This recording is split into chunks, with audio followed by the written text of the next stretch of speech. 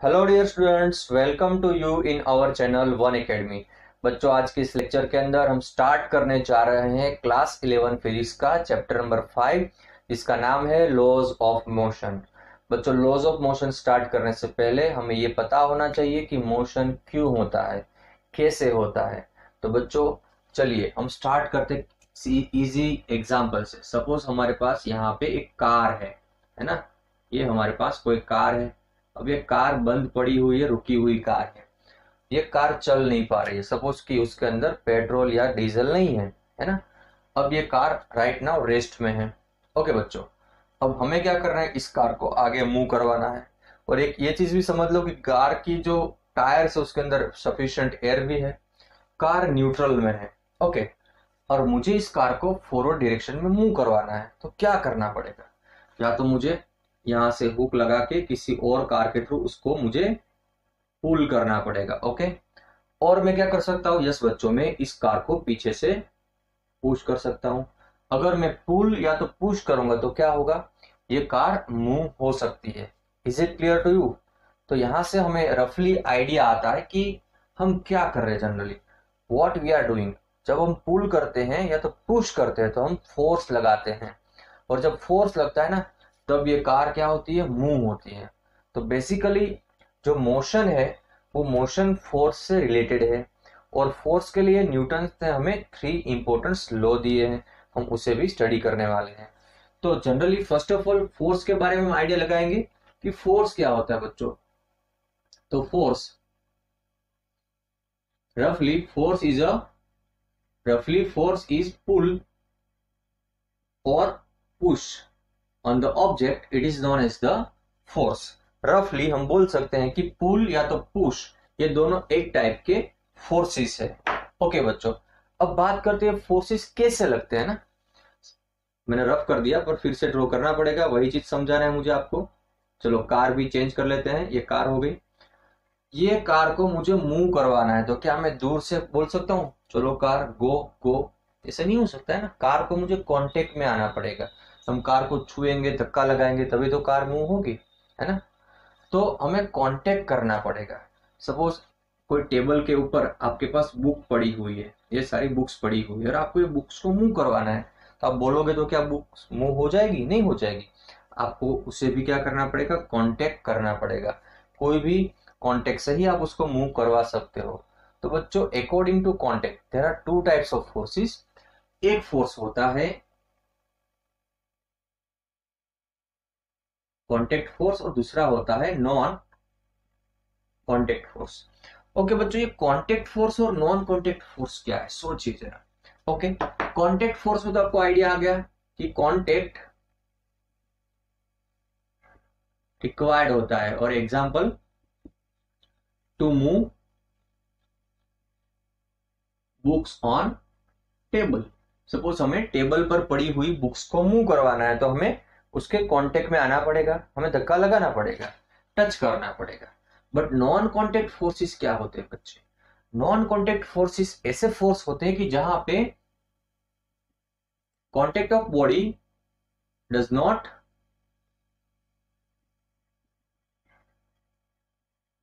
Required. यहां पे body का कांटेक्ट रिक्वायर्ड नहीं होता है। बहुत सारे टाइप से बच्चों, और ये फोर्सेस कहां पे लगते हैं? ये फोर्सेस लगते हैं फील्ड में। स्पेशल टाइप के फील्ड होते हैं और उस फील्ड के अंदर फोर्सेस लगते हैं, तो इसे बोलते हैं फील्ड फोर्सेस। मतलब कि सपोज आपके पास इलेक्ट्रिक फील्ड है ना। इलेक्ट्रिक फील्ड में क्या लगेगा, इलेक्ट्रिक फोर्स लगता है। बच्चों, अगर मैग्नेटिक फील्ड है तो वहां पे क्या लगेगा, मैग्नेटिक फोर्स लगेगा। ओके, अगर ग्रेविटेशनल फील्ड है तो क्या लगेगा, ग्रेविटेशनल फोर्स लगेगा। ये जो सारे फोर्सेस है, ये सारे फोर्सेस उसके फील्ड के अकॉर्डिंग होते हैं। तो इस फोर्सेस को क्या बोलते हैं हम, इस सारे फोर्सेस को हम बोलते हैं फील्ड फोर्सेस।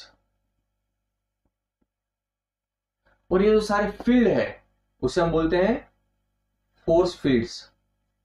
तो याद रखो बच्चों, फील्ड फोर्सेस जिसके अंदर हम फोर्स के ऊपर ध्यान देते हैं, और फोर्स फील्ड में हम किसके ऊपर ध्यान देते हैं, फील्ड के ऊपर।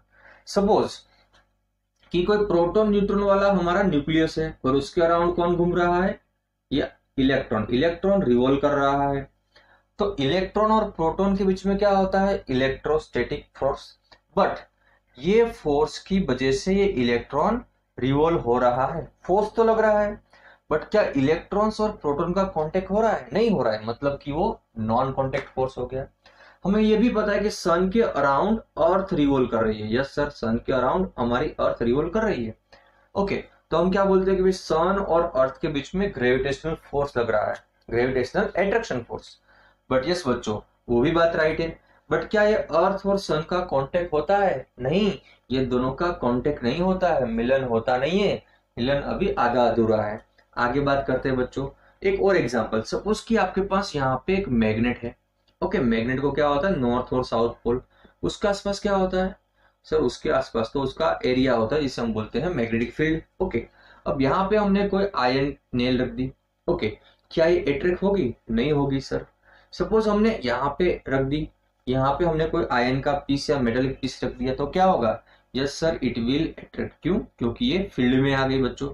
अब ये मैग्नेट यहाँ तक कांटेक्ट करने के लिए जाएगा नहीं, बट क्योंकि फील्ड फोर्स है, तो ड्यू टू फील्ड फोर्स क्या होगा, वो अट्रैक्ट होके आ जाएगी। इट मीन्स बच्चों, फील्ड फोर्स जब होते हैं तब हमें बॉडी के साथ कांटेक्ट की कोई भी रिक्वायरमेंट होती नहीं है। तो याद रखिए, there are two types of forces, contact forces and non contact forces. ये दोनों टाइप के फोर्सेस मोशन के कॉज है। ओके, इन फोर्सेस की वजह से मोशन हो सकता है। तो ये हो गई बात फोर्सेस की। अब आगे बढ़ते हैं। आगे हमारा नेक्स्ट टॉपिक आता है बच्चों कि एग्जैक्ट डेफिनेशन क्या हो सकती है। अगर हमें डेफिनेशन देना है फोर्स की, तो बच्चों डेफिनेशन क्या होती है, डेफिनेशन में हम सोचेंगे इट इज एन एजेंसी। क्या है, an agency. Okay, which changes state, okay, और tends to changes state of motion or of rest or uniform। इसे हम बोल सकते हैं फोर्स। फोर्स एक ऐसी एजेंसी है जो क्या कर सकती है, स्टेट को चेंज कर सकती है। सपोज इसके लिए हम छोटा सा एग्जांपल कंसीडर करते हैं बच्चों। यहाँ पे हमारे पास टेबल तो नहीं है, बट हम ये बुक की सरफेस को कंसीडर करते हैं और उसके ऊपर हमने एक ब्लॉक रख दिया है ना। अब देखो ये ब्लॉक कैसा है, राइट नाउ रेस्ट में है। जब हम इसको मूव करवाएंगे तो आप क्या सोचोगे, सर आपने तो फोर्स लगा दिया, मतलब हमने फोर्स लगाया तभी तो ब्लॉक मूव हो गया, ब्लॉक का स्टेट चेंज हो गया। इनिशियली ब्लॉक कैसा था, रेस्ट में था, अब जैसे हमने धक्का मार दिया तो ब्लॉक मूव हो गया। मतलब हम बोल सकते हैं कि एक फोर्स लगाया हमने, क्या लगाया, फोर्स, जिसने ब्लॉक का स्टेट चेंज कर दिया। इनिशियली ब्लॉक रेस्ट में था, अब ब्लॉक मूव होने लगा था। मींस बच्चों force is a agency. Force क्या है, फोर्स एक एजेंसी है विच चेंजेस और tends to changes state of motion और यूनिफॉर्म मोशन। सपोज कि कोई पार्टिकल है, ये पार्टिकल है, ये यूनिफॉर्म मोशन कर रहा है, ये पार्टिकल क्या है, यूनिफॉर्म मोशन कर रहा है। ओके, अब हम इसके बीच में कोई ऑब्स्टेकल लगा देंगे तो क्या होगा, ये स्टेडी हो जाएगा, ये रेस्ट में आ जाएगा, इसका मोशन क्या होगा, डिस्ट्रैक्ट हो जाएगा बच्चों। तो हम बोल सकते हैं कि अगर यूनिफॉर्म मोशन चेंज हो रहा है मतलब कि उसके ऊपर फोर्स लगा है। Is it clear to you? Okay, तो याद रखिए फोर्स क्या होता है, एन एजेंसी विच चेंजेस और tends to change state of motion of rest और यूनिफॉर्म मोशन। बच्चों इसके बाद हमें पढ़ना होता है एरिस्टोटल्स फाल्सी। एरिस्टोटल फाल्सी। तो बच्चों एरिस्टोटल्स ने हमें क्या बताया, एरिस्टोटल्स ने हमें यह बताया कि जब आप किसी भी ऑब्जेक्ट को फोर्स अप्लाई करते हो तो ये ऑब्जेक्ट क्या होता है, मूव होता रहता है। ओके, और जब वो रेस्ट में आएगा, जब उसकी मोशन कम होगी तो आपको एक्सटर्नल फोर्स देना पड़ेगा। मतलब कि उन्होंने ये बताया कि जब आप कोई सरफेस के ऊपर, सपोज आप कोई सरफेस के ऊपर कोई बॉल को रोल करवाओगे तो क्या होगा, धीरे धीरे वो बॉल आगे जाके रेस्ट में आ जाएगा, क्योंकि वहां पे कुछ ना कुछ फ्रिक्शन होता है। ओके, अगर आपको ये बॉल का मोशन कंटिन्यू रखना है तो क्या करना पड़ेगा, आपको फ्रीक्वेंटली उसके ऊपर फोर्स अप्लाई करना पड़ेगा। ये बताया किसने, हमें, एरिस्टोटल ने। ओके, उसका पॉलिसी क्या है यहाँ पे, उन्होंने क्या गलत बताया समझ लो, कि सपोज ये स्मूथ सरफेस है, क्या है बच्चों, अगर ये स्मूथ सरफेस है और आपने बॉल को एक ही टाइम फोर्स लगा दिया तो क्या होगा, ये बॉल एक बार अपना मोशन स्टार्ट कर देगा, फिर वो अपना मोशन कंटिन्यू रखेगा विदाउट एनी ऑब्स्टेकल और विदाउट एनी चेंजेस, बिकॉज यहाँ पे स्मूथ सरफेस है तो फ्रिक्शन जैसा कोई भी फैक्टर उसको अपोज करने वाला नहीं है। ओके, मतलब कि यहाँ पे अगर हम फ्रिक्शन को नेग्लेक्ट करते हैं तो ये जो एरिस्टोटल का लॉ है वो क्या होगा, गलत हो जाएगा, जिसे हम बोलते हैं एरिस्टोटल्स पॉलिसी। ओके, अब बच्चों बात करते हैं नेक्स्ट पॉइंट की, जिसका नाम है इनर्शिया। बहुत ही इंपॉर्टेंट से ये सारे टर्मिनोलॉजी हैं जो हमें स्टडी करने चाहिए।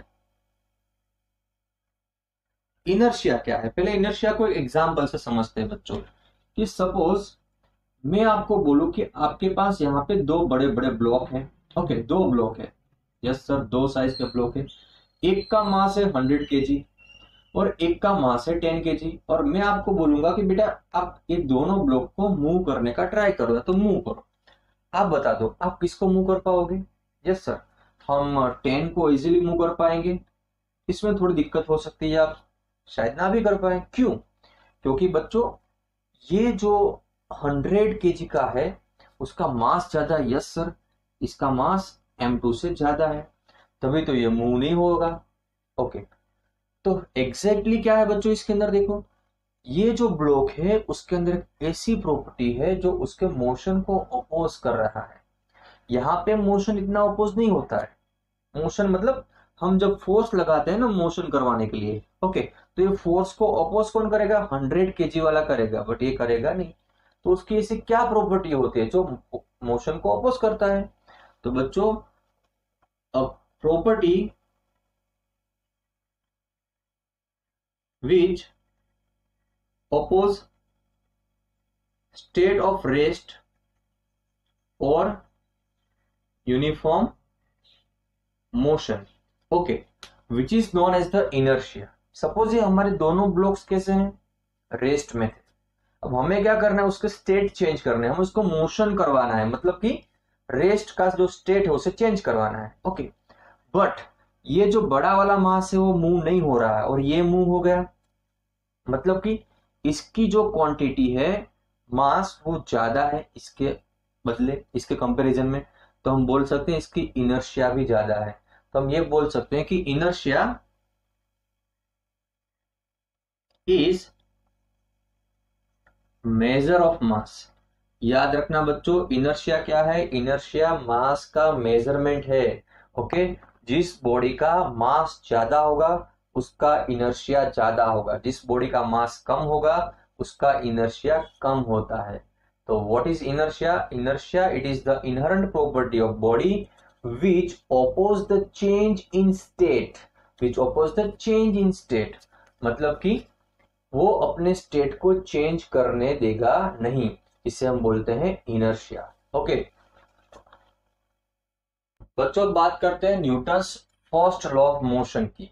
What is first law of motion, first law of motion कुछ इस तरह से है, every body continues to be in state of rest और of uniform motion as long as no net external force acts on it। यानी हम जब तक किसी बॉडी के ऊपर कोई नेट एक्सटर्नल फोर्स नहीं लगाते तब तक वो बॉडी अपना मोशन कंटिन्यू रखेगी, अगर वो यूनिफॉर्म मोशन में है, अगर वो रेस्ट में है तो वो रेस्ट में ही रहेगी। इसका मतलब क्या हुआ बच्चों, कि फोर्स एक ऐसी एजेंसी है जो क्या करवाती है, मोशन को स्टार्ट करवाती है या तो मोशन को रुकवा देती है। ये हमें आइडिया आ गया, मतलब हम बोल सकते हैं कि न्यूटन्स फर्स्ट लॉ हमें, it gives first law of Newton gives definition of force. बच्चों हम ये बोल सकते हैं कि फर्स्ट लॉ ऑफ न्यूटन है वो हमें फोर्स का डेफिनेशन दे रहा है। और is also gives information about inertia. आप ये भी सोच सकते हो कि हाँ, जब तक हम किसी भी बॉडी के ऊपर फोर्स नहीं लगाते, हम नेट फोर्स नहीं लगाते, तब तक वो बॉडी क्या करेगी?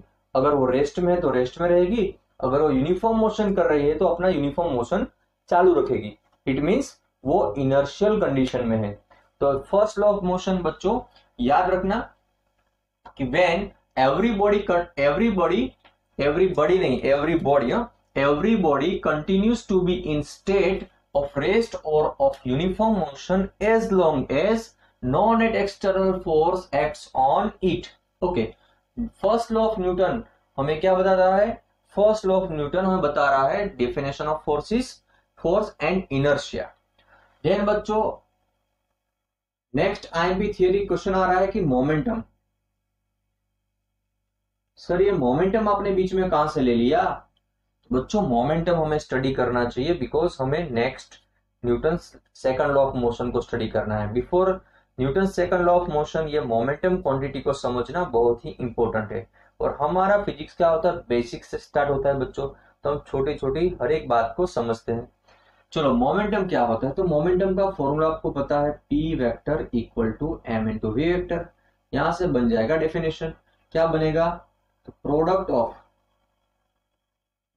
Of mass m and velocity v is called a momentum। तो ये रहा बच्चा p vector equal to m into V vector. ये मोमेंटम कैसा क्वांटिटी है बच्चों? ये वेक्टर क्वांटिटी है। कैसा क्वांटिटी है? अगर वेक्टर है तो इसको डायरेक्शन भी होगा। बता लेते हैं डायरेक्शन कहां से होगा। तो direction of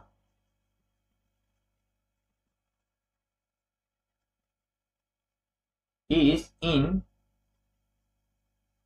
direction of velocity because ये मास तो कांस्टेंट है, यानी मास तो स्केलर क्वांटिटी है, स्केलर को डायरेक्शन नहीं होता है। अब ये बच्चे दोनों p और v, ओके दोनों वेक्टर है तो डायरेक्शन दोनों की क्या हो जाएगी? सेम हो जाएगी। ओके बात करते हैं इसके यूनिट की। बच्चों यूनिट क्या होता है? तो मोमेंटम का यूनिट होता है मास का यूनिट किलोग्राम इंटू वेलोसिटी का मीटर पर सेकंड। और आगे हम बढ़ने वाले हैं Newton into second. After second law हम ये भी यूनिट बनाने वाले हैं, तो याद रखना kilogram metre per second and Newton into second. Dimension formula भी स्टडी कर लेते हैं, कभी कभी आ जाता है एग्जाम के अंदर, m1l1t-1। ओके तो ये हो गई कुछ बातें मोमेंटम के लिए। बट सर हमें मोमेंटम की जरूरत क्या है? हमने क्यू मास को वेलोसिटी से मल्टीप्लाई कर दिया। वेलोसिटी के बारे में तो हमें ऑलरेडी पता था। यस बच्चों, it is very important quantity because momentum gives more information. Momentum gives more information than velocity. That's why to study momentum is very important. Let's take some example. Okay, suppose आपके लिए मैं एक छोटा सा example बना रहा हूं कि यहाँ पे कोई हमारे पास बॉल है।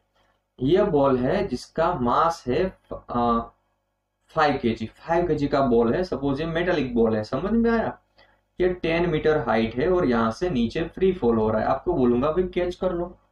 अब इसी बॉल को मैं 100 मीटर हाइट से फ्री फॉल करवा रहा हूं और आपको बोलूंगा बच्चा इसको आप कैच कर लो, है ना? क्या होगा? चलो ये कंडीशन 1 है, ये कंडीशन 2 है। कंडीशन 1 के लिए थोड़ा कैलकुलेशन कर लेते हैं बच्चों। मोमेंटम क्या होगा? मोमेंटम होगा m इंटू वेलोसिटी। ये बॉल नीचे आ रहा है, नीचे आएगा तो मास इंटू √2gh। आपको पता है ना, कोई भी बॉल जब हाइट से नीचे आएगा, यानी कोई भी ऑब्जेक्ट हाइट से नीचे आता है तो वेलोसिटी क्या होता है? रूट में 2gh। चैप्टर 3 में हमने पढ़ा है ये इक्वेशन। चलिए जरा वैल्यू प्लेस करते हैं। मास का वैल्यू आपके पास 5 है, यस। यहाँ पे अंडर रूट में हम 2 ले लेंगे। g फॉर और कन्वीनियंस हम 10 ले लेते हैं, ओके। और हाइट हमारे पास कितना है? 10 है। तो बच्चों 5 इंटू 200 हो गया। क्या हो गया? 5 इंटू 200। तो 5 यहाँ पे आएगा 2 इंटू 100, तो आपका आंसर क्या आएगा? 100 का रूट 10, 10 इंटू 5 50√2। ओके, ये आपका किलोग्राम मीटर पर सेकंड। ये मोमेंटम की वैल्यू आ गई। अब देखिए सेकंड केस के अंदर हम मोमेंटम फाइंड करेंगे same way m into V two. m आपका कितना है 5 है, √2 g और h2 लगेगा यहाँ पे, जैसे यहाँ पे h1 था 5, 2 g का वैल्यू 10 और h2 हमारे पास कितना है, h2 हमारे पास 100 है बच्चों। ओके, तो यहाँ पे क्या बनने वाला है देखो, तो यहाँ पे हमारे पास 100 का रूट 10, 10 इंटू 5 50 होगा और अंडर रूट क्या होगा 20 होगा। ओके, अब यहाँ पे हम क्या करने वाले हैं भाई, 50 इंटू 5 इंटू 4, 4 का रूट 2। ओके, और यहाँ पे 50 था तो यहाँ पे आएगा 100√2, यानी डबल हो गया। क्या हो गया, डबल। आप बोल सकते हैं कि momentum of second case is more than momentum in first case. बच्चों ये तो हो गई बात कैलकुलेशन की, अब आप खुद सोचिए क्या होने वाला है। एक्चुअली वेलोसिटी का वैल्यू बढ़ रहा है। सुनो क्या हो रहा है, वेलोसिटी का वैल्यू बढ़ रहा है जब मास दोनों का सेम था। ओके, तो सेकंड वाला जो बोले उसका मोमेंटम ज्यादा हो जाएगा। हम जब उसको कैच करना चाहेंगे तो वो हमारे लिए ज्यादा हार्मफुल होगा, नुकसान पहुंचा सकता है। इसको हम इजीली कैच कर सकते हैं। तो यहाँ से हमें समझना चाहिए कि जो चीज का मोमेंटम ज्यादा होता है उसे रोकना हार्मफुल होता है, जिसका मोमेंटम कम होता है उसे रोकना इजी होता है। ओके, यहाँ पे भी हमारे दो केसेस है बच्चों। अगर मोमेंटम का इक्वेशन आपके पास मास इंटू वेलोसिटी है, अगर दोनों ऑब्जेक्ट का मास सेम है तो याद रखना जिसका वेलोसिटी ज्यादा होगा उसको रोकना हार्मफुल है। अगर दोनों का वेलोसिटी सेम है ना तो क्या होगा, जिसका मास ज्यादा होगा, अगर m1 का मास ज्यादा है तो उस 1 नंबर को रोकना हार्मफुल होगा, ये हमारे लिए नुकसानकारक होगा। तो इससे हम समझ सकते हैं कि भाई मोमेंटम की रिक्वायरमेंट क्या है। एक और एग्जांपल आपको मैं देना चाहता हूँ। सपोज कि कोई आपके सामने कार आ रही है ना, आपके सामने कोई कार आ रही है। अब कार की स्पीड है 20 किलोमीटर पर आवर और सामने कोई साइकिल वाला आ रहा है, वो भी आ रहा है 20 किलोमीटर पर आवर की स्पीड से। आपको टास्क दिया जाता है, बोलो इस दो में से किसी को रोक लो। आप कहाँ पे अपनी हिम्मत बताओगे, आप चाहोगे ना साइकिल को रोकने के लिए, कार थोड़ी रोकोगे। क्यों, क्योंकि कार का मास ज्यादा है बच्चों, तो उसका मोमेंटम क्या होगा, साइकिल की रिस्पेक्ट में ज्यादा होता है। तो कार को रोकने से हमें शायद नुकसान भी हो सकता है, एक्सीडेंट भी हो सकता है। तो हम जरा सोचेंगे एग्जाम्पल के थ्रू, तो हमारे लिए चीजें बहुत ही आसान होने वाली है। ओके, सो प्लीज क्यों इंपॉर्टेंट होता है वो आप अपने वर्ड्स में कोई भी एग्जाम्पल लेकर समझा सकते हो, आप इसे याद रखिए। अब देखते हैं Newton second law of motion. तो Newton second law of motion क्या है बच्चों, तो time rate of change in momentum of body is directly proportional to force acting on it। अब ये मोमेंटम का अंदर चेंज होगा वो फोर्स के डायरेक्टली प्रोपोर्शनल में होगा, बट मोमेंटम कौन सी क्वांटिटी है, वेक्टर क्वांटिटी है, तो उसका डायरेक्शन ऑफ चेंज कहां पे होगा, तो direction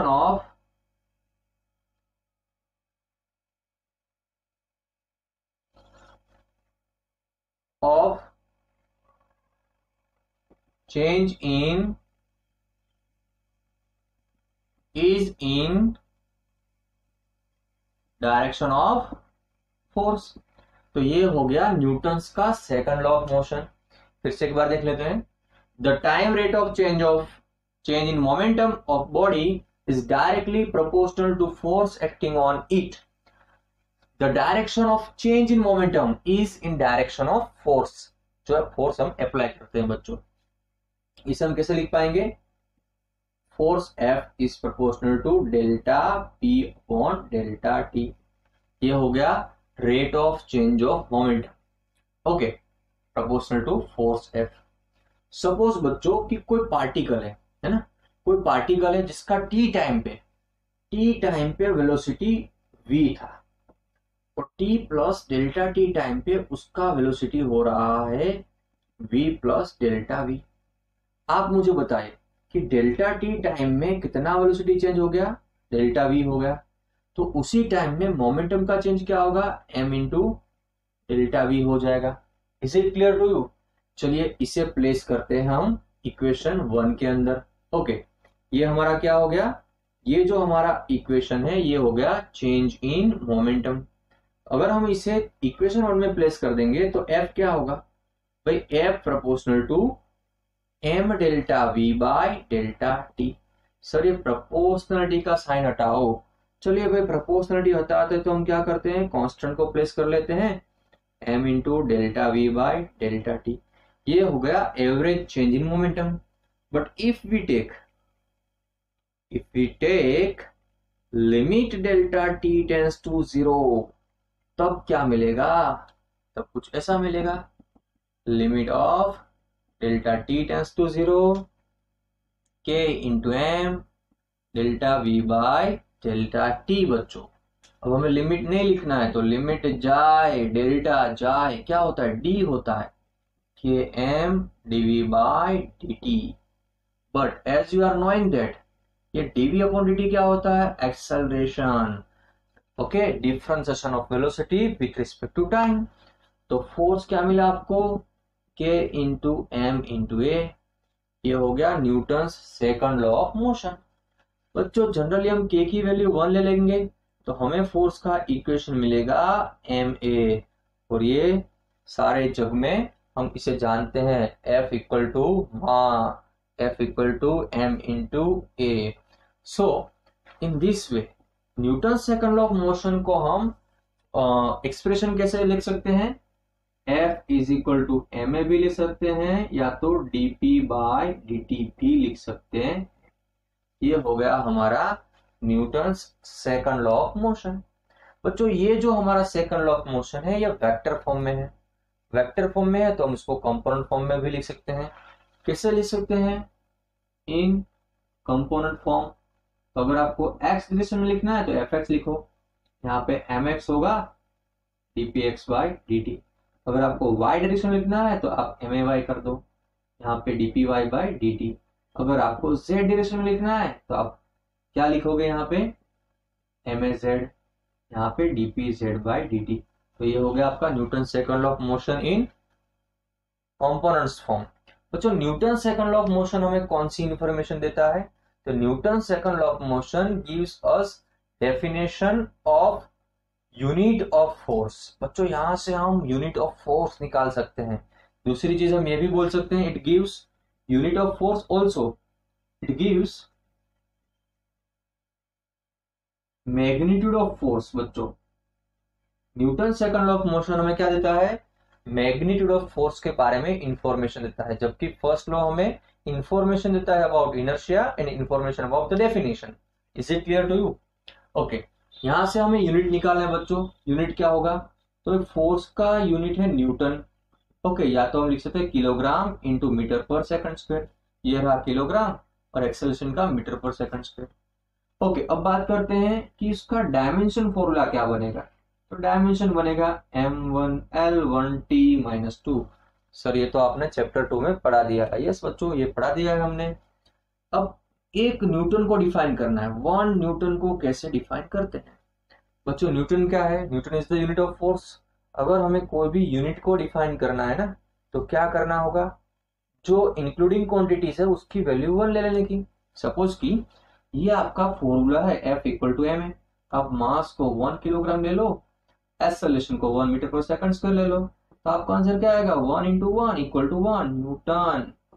so what we can say from this equation we can define force. हम फोर्स को कुछ इस तरह से डिफाइन करेंगे। देखिए, if acceleration produced in mass 1 kilogram is 1 meter per second square, then force acting on it is 1 Newton. Okay, it means अगर 1 kilogram के मास के अंदर हम 1 मीटर पर सेकंड स्क्वायर का एक्सेलरेशन प्रोड्यूस कर सकते हैं तो उसके लिए रिक्वायर्ड फोर्स क्या होगा, 1 न्यूटन। तो इस तरह से हम 1 न्यूटन को भी डिफाइन कर सकते हैं बच्चों। बहुत ही इंपॉर्टेंट थियरी है, आपकी क्लास स्कूल एग्जाम में भी आ सकती है, तो आप इसके भी अच्छे से लर्न कर लीजिए। Okay, thank you very much.